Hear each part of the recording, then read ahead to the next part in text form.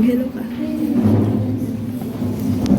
Hello guys! So ngayon, medyo mag-a-advance tayo. Yung mga vlog ko dati, makahintay pa naman. At dito muna tayo sa Chinese New Year, bro. At sa nakikita nyo naman, wala pa kami sa Chinese New Year. Naglakad-lakad muna kami kasi masyado kaming maagang natapos sa school. At kung nagtataka kayo, ba't kasama ko yung kapatid ko? Wala silang pasok eh. Kami kasi meron. Tapos wala rin naman siyang kasama sa bahay, kaya hindi sinama ko na siya. Para naman di siya maiwan mag-isa, di ba? At kung nagtataka kayo, ba't kami nandito? Well, pinunta namin yung kapatid namin kasi kagaya ng sabi ko kanina, maaga kaming natapos sa school. Sumama siya sa school. Bagyo walang pasok, Benguet meron. Sisipag daw mag-aral kayo. Dahil nga may pasok pa yung isa pa naming kapatid, nagpicture muna kami kahit saan-saan. Butterfly. Picture ka dun sa butterfly. Go! Doon ka na, tayo ka na agad.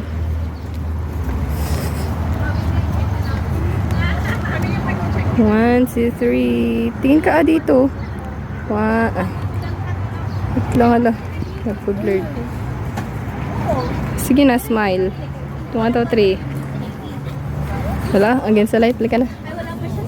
Sabi tuloy nang nasa likod namin, "Oh anak, picture ka na anak." Naiinis na siya, guys.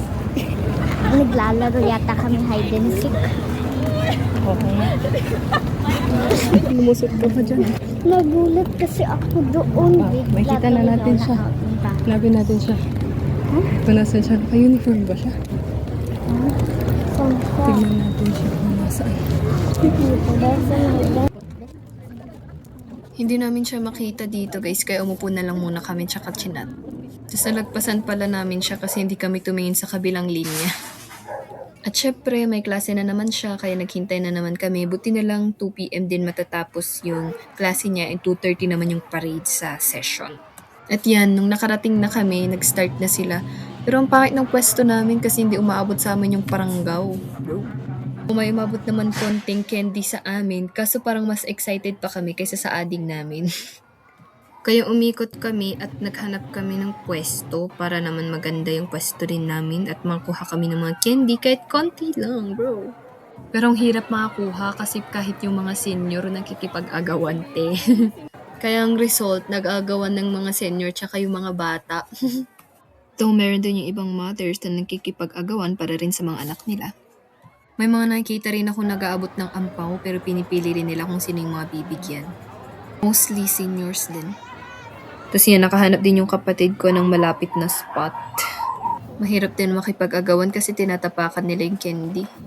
Tapos ngayon lang ulit kami nakapanood ng parade kasi as in hindi kami lumalabas pag alam naming traffic. Buti na lang naisaktong nasa labas na rin kami. Adi, kinarir na rin naming nanood. Tapos naisaktong nakita ko rin yung mga kaklase kong nag-OJT. Though di naman nila nakita kasi doon ako sa pinakalikod kaya di talaga ako may kita. Habang tumatagal, meron naman yung mga representative ng each company. Basta naka-red. Yung iba is hindi naman relate sa Chinese, pero dahil naka-red, there you go. Valley Bread naman, gumawa na naman sila ng recycled. Ginamit nila yung Valley Bread na red. O at least red, Chinese na Chinese. Dito naman sa Mang Inasal, extra rice daw. Tapos nakiparade din naman yung kilala nating vlogger dito, which is si Raniel, na kilala as Shininins. Sayang napagod na silang sumayaw. Meron din namang nakiparade na pets and many pets, hindi lang aso, pati na rin pusa, tsaka bunny or rabbit, I don't know. Tapos meron din namang mga nagbigay ng dog food pero sayang walang cat food. Sayang di ko rin nabutan yung tinaas nila yung upper body nila tapos nag-nee.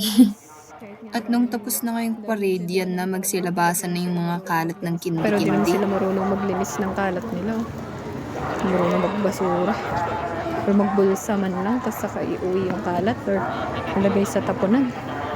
Pinapahirapan pa nila yung mga committee. Ayun lang guys for today. Happy Chinese New Year! Thank you sa pagtapos ng video. Please don't forget to like, share, and subscribe sa YouTube and follow on TikTok and follow on Facebook. Ganon. And till next video again. God bless!